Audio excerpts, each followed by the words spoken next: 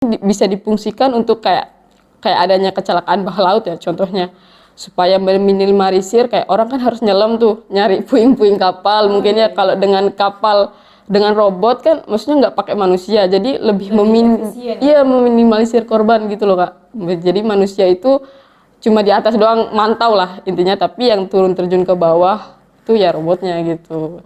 Sebagai itu sih Kak. Berangkat dari banyaknya kejadian-kejadian tadi ya, makanya robot pengukur kedalaman laut ya. Sebenarnya banyak, luas sih kalau kita bisa kembangkan lagi itu sebenarnya luas, bukan cuma untuk mengukur kedalaman laut juga, namun bisa eksplorasi. Kayak kalau kita bisa tambahkan kamera pada robotnya kan, robotnya juga bisa buat kayak ekspedisi bawah laut lah kayak gitu. Iya. Gitu.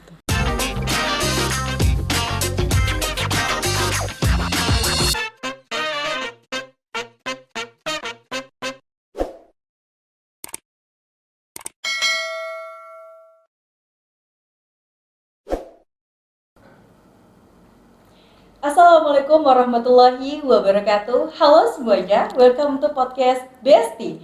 Be smart to be inspiring bersama saya Cahaya Nuryanti. Dan pada episode kali ini sangat menarik dan tentunya berbeda dari yang lain, karena kita sudah bersama dengan tim robotik Popaco dari Universitas Hairun. Dan langsung saja kita sambut, ini dia Kak Ilmiati Hairunisa sebagai koordinator dari tim Popaco. Selamat datang Kak. Ya Kak, halo Kak. Halo, bagaimana kabarnya hari ini? Ya, alhamdulillah baik Kak. Alhamdulillah baik ya, tetap semangat ya meskipun di hari yang hektik ini. Nah senang sekali, terima kasih sudah berkenan hadir dan mewakili dari tim Popaco ya, terkait dengan prestasinya yang bisa menembus ke ajang nasional pada robot yang dirakit. Nah, sebelum kita masuk ke dalam pembahasan robotnya nih Kak, boleh diperkenalkan terlebih dahulu timnya, kemudian prestasi yang membanggakan yang baru dicapai Juni kemarin seperti apa? Oke, baik. Mungkin langsung saja ya Kak ya. Jadi perkenalkan, saya ketua dari UKM Diserji, yang mana kami mewakili dari Universitas Hairun untuk mengikuti ajang nasional yaitu Kontes Robot Indonesia tahun 2023, di mana kami mengikuti divisi robot bawah air. Nah itu kami ada 3 tim, namun yang lolos untuk ajang nasional ini ada 1 tim. Ini tim Popaco sendiri dan jumlahnya tim itu ada 4 anggotanya. Oke, untuk tim Popaco ya, kita sapanya tim Popaco ini sendiri, apakah memang sedari lama sudah terbentuk ataukah sengaja dibentuk untuk mengikuti kompetisi robotik ini Kak? Ya kalau dari tim Popaconya sendiri sih Kak, ini kan memang baru. Jadi pas ada lomba diumumkan adanya lomba itu, barulah kita bentuk timnya. Namun kalau untuk naungan untuk kita kayak kreativitasnya kita, tempat wadahnya kita itu di UKM Diserji sih Kak. Tapi UKM juga itu baru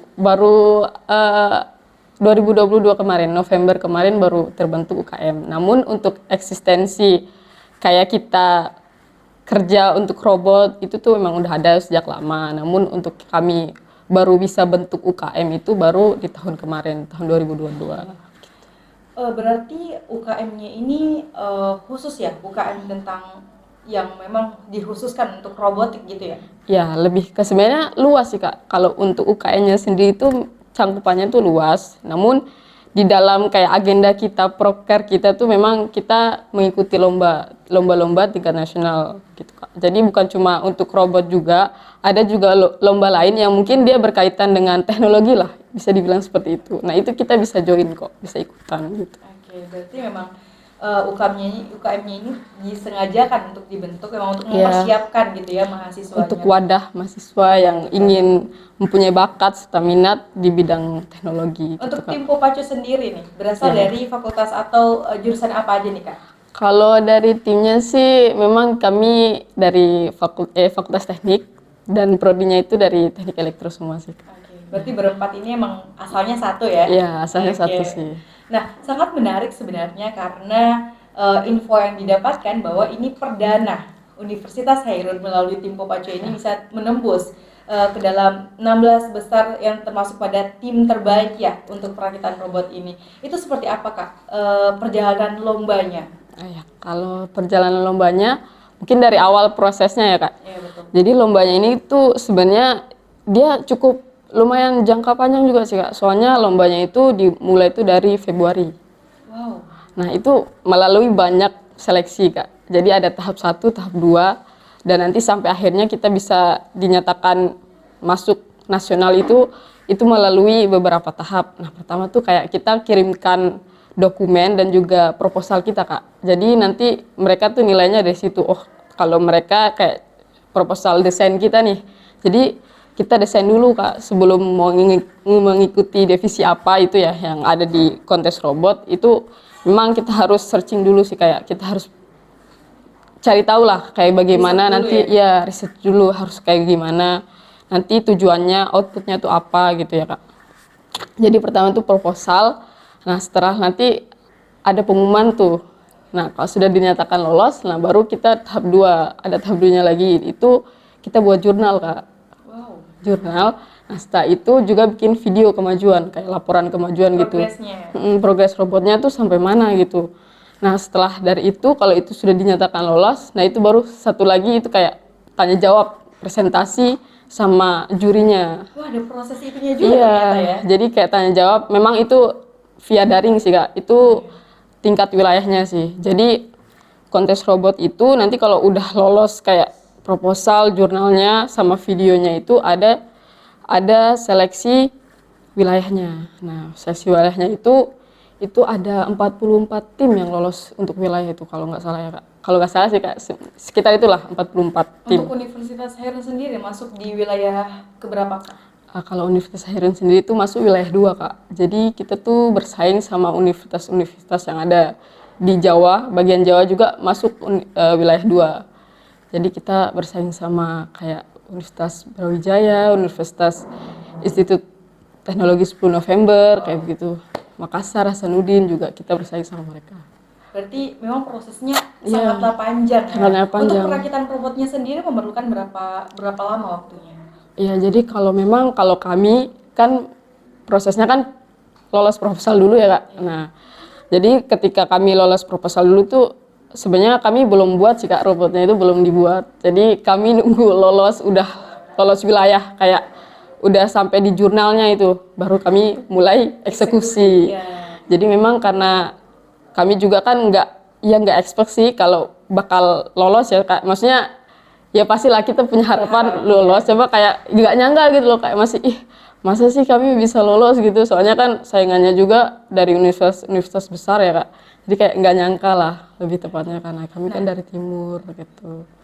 Iya itu juga dan itu sangatlah luar biasa, sangatlah membanggakan gitu ya. Nah kembali kepada tadi, sebenarnya untuk pembuatan robotik dari tim Popacu ini berangkat dari masalah apa sih Kak? Gimana ceritanya sampai robot ini tuh dibuat dan robot ini dinamakan apa? Oh iya, Jadi kenapa dibuat ya robotnya? Pertama itu kan memang kami melihat ya juga kayak kemandirian juga sih, kemandirian teknologi Indonesia gitu.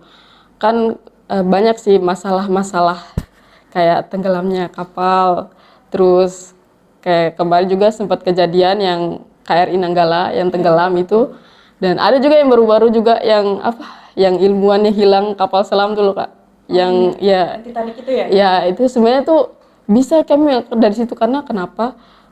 Sebenarnya kan robot kami ini kan autonomous, yang mana autonomous itu kan tanpa dia kendali sendiri. Jadi ketika kita nyalakan robotnya tuh dia otomatis dia bisa membaca dengan sensor-sensor yang kita pasangkan di dalam robotnya. Jadi otomatis dia secara otomatis gitu, udah nggak pakai kayak manusia harus masuk ke dalam juga untuk mengurangi itu. Makanya robotnya juga ini autonomous begitu Kak. Dia otomatis. Nah maka dari itu sebenarnya bisa difungsikan untuk kayak adanya kecelakaan bawah laut ya contohnya, supaya meminimalisir kayak orang kan harus nyelam tuh nyari puing-puing kapal. Mungkin ya kalau dengan kapal dengan robot kan maksudnya nggak pakai manusia, jadi lebih meminimalisir korban gitu loh Kak. Jadi manusia itu cuma di atas doang mantau lah intinya, tapi yang turun terjun ke bawah itu ya robotnya gitu.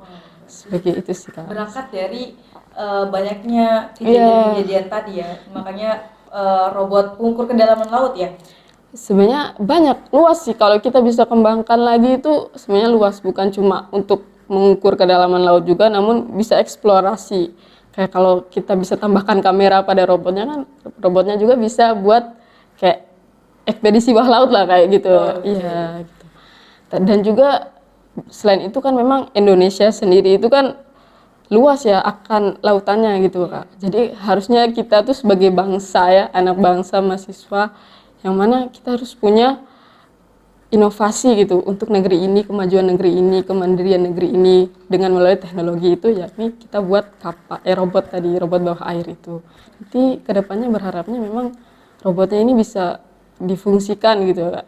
Bisa berfungsi sebagai yang tadi saya sebutkan permasalahan-permasalahan yang ada itu. Ya, oke. Nah, kami penasaran sebenarnya untuk kompetisi robot ini sendiri Kak. Cara pengujiannya bagaimana ketika di perlombaan?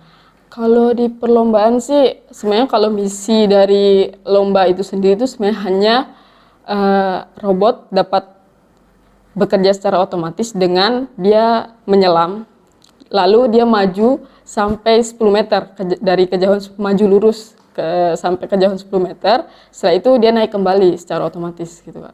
Jadi sebenarnya misinya cuma itu karena memang ini juga kami tuh divisi baru sih Kak. Sebenarnya divisi robot bawah air ini divisi pertama di kontes robot Indonesia. Jadi baru ada tahun ini sebenarnya. Jadi makanya itu kita divisi baru nih mungkin bisa lah kita bisa tunjukkan potensi kita sebagai di Universitas Hairun lah ya. Apalagi Maluku Utara sendiri. Iya, potensinya kan lautannya Iya, gitu betul. ya. Jadi kita bisa mendorong itu untuk ikut. Dan kemarin masuk ke dalam 16 tim terbaik ya Kak ya. Iya. Nah, itu tentu ada tipsnya Kak, ada strateginya. Nah, dari tim Popake sendiri ada nggak sih kayak taktik tertentu yang digunakan untuk bisa menembus nih, ini nih yang bisa menjadikannya tembus di ajang nasional untuk perdana gitu ya. Kalau taktik sih mungkin kami lebih ke inovasi desainnya sih, kreativitas kitanya gimana kan, dan juga sebenarnya karena kami memikirkan faktor ergonomisnya Kak. Karena kan kalau buat robot itu kan sebenarnya ya bukan hal yang mudah dan juga termasuk mahal sih, bisa dibilang mahal lah ya buat robot, apalagi bawa air yang mana nanti kalau error juga kena air kan bisa koslet gimana, lain angus gitu ya Kak. Jadi kita tuh mempertimbangkan faktor ergonomisnya di mana kami sebenarnya bahan dasar dari robotnya sendiri tuh kami pakai pipa PVC Kak. Karena pipa PVC ini kan selain mudah didapat, harganya juga dapat dijangkau gitu. Soalnya kalau kita berpikir harus pakai aluminium atau pakai ya stainless besi kayak gitu, pembuatannya itu Kak yang susah. Soalnya di Ternate sendiri kan mau cari kayak gitu kan susah ya Kak.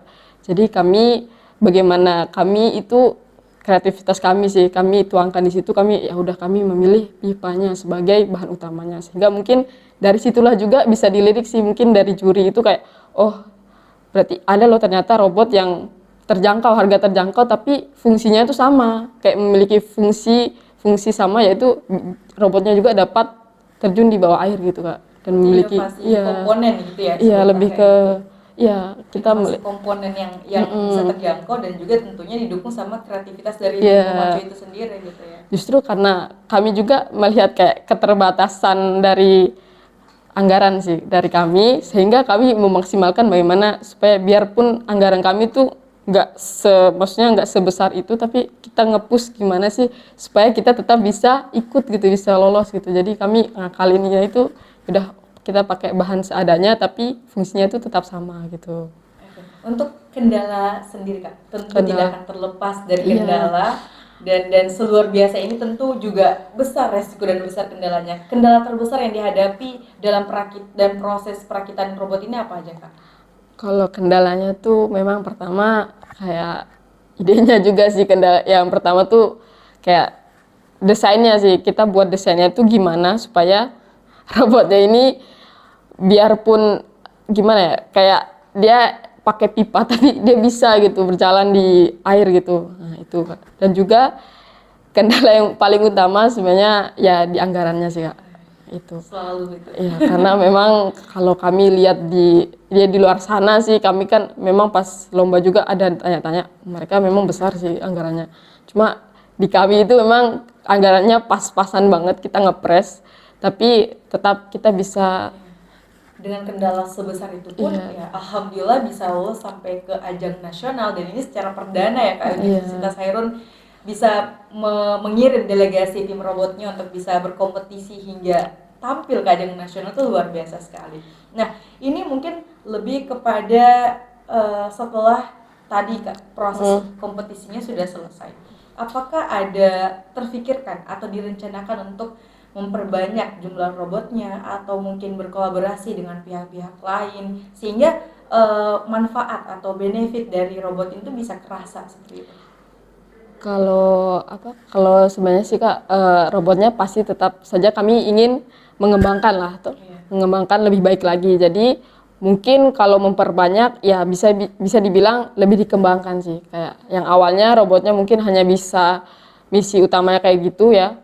Kita bisa kembangkan lagi, kita dengan menambahkan sensor-sensor apa sehingga robotnya itu semakin pintar lah. Dia memiliki kecerdasan sendiri begitu. Jadi dia otomatis lah, dia tidak.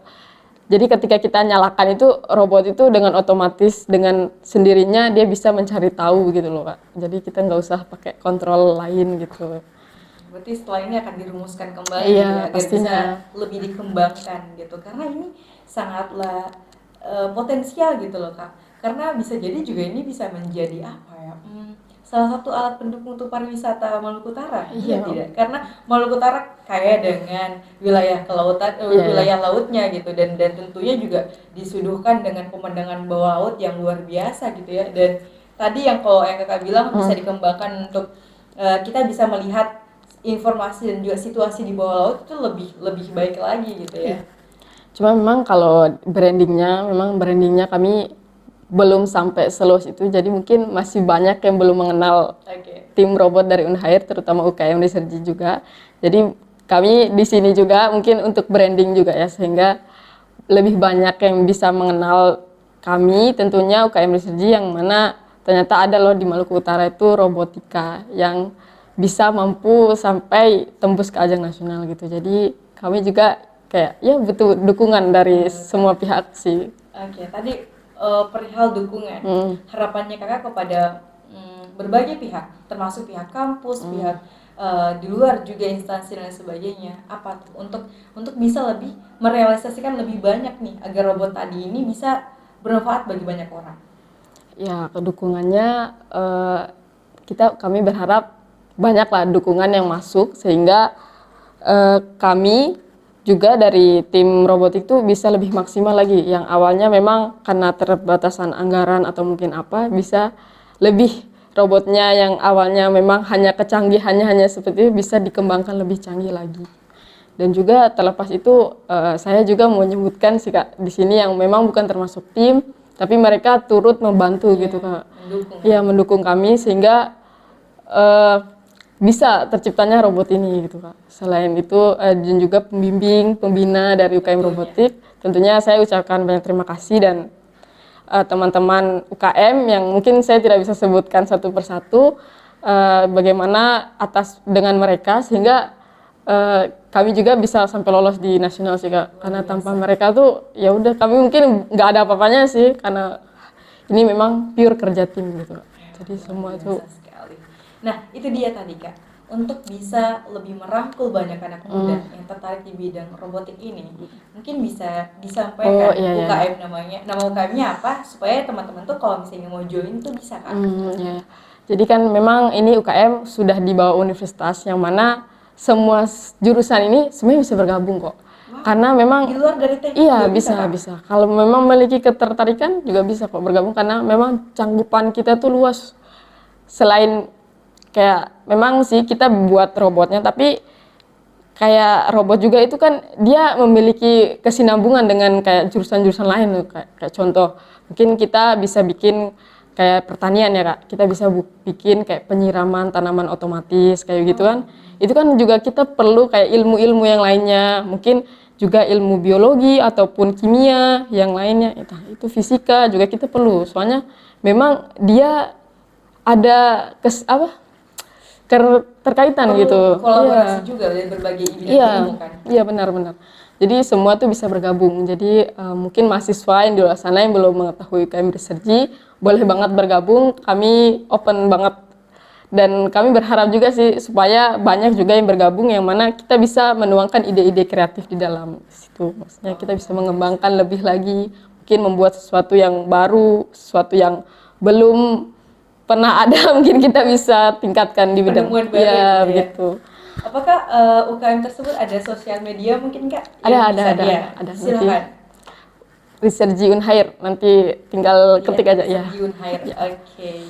Itu juga harapannya bisa menjadi role model gitu Iya, ya. role Ketika tadi alhamdulillah tim Popaco bisa bertanding hingga ke tingkat nasional, itu bisa menjadi motivasi untuk teman-teman lain untuk bisa lebih bersiap diri dan bergiat untuk mendapatkan hal yang lebih besar lagi gitu ya. Nah, ini sebagai penutup, sangat tidak terasa kita sudah sampai di penutup ya. Dan ini selalu wajib ditanyakan untuk semua narasumber yang hadir di podcast Besti ini. Kakak sebagai pemuda yang luar biasa, menjadi role model bagi anak-anak muda lainnya. Ketika kakak diperhadapkan dengan semua anak muda, pesan apa sih yang mau kakak sampaikan kepada mereka? Ya, pesannya intinya jangan pernah takut untuk mencoba sesuatu yang baru, dan intinya jangan takut untuk keluar dari zona nyaman, karena dengan kalian bisa keluar dari zona nyaman itu, mungkin kalian bisa menemukan hal-hal baru yang belum kalian dapatkan sebelumnya. Jadi jangan pernah takut untuk mencoba sih Kak.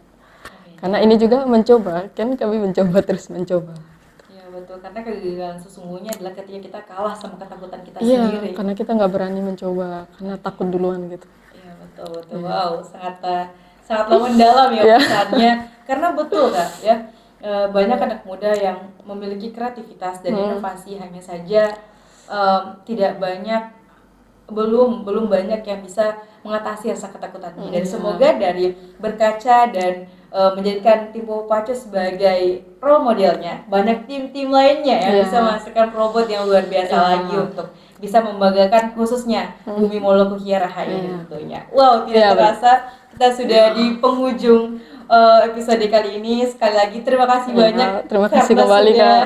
Karena sudah berkenan hadir dan sharing kepada teman-teman lainnya. Dan ini sangatlah luar biasa karena jarang sekali tim-tim seperti ini yang bisa tampil, dan kami berharap dari sini juga akan banyak anak muda lainnya yang terinspirasi dan bisa melakukan hal luar biasa lainnya. Sekali lagi terima kasih dan terima kasih untuk tim lainnya juga karena saya rasa tidak hanya Kak Ilmi yang bangga, teman-teman lain juga bangga dan kami pun juga bangga. Mungkin itu dia para sobat Besti pada episode kali ini bersama tim robotik Popaco, dan jangan lupa untuk saksikan episode lainnya hanya di channel Molpos TV.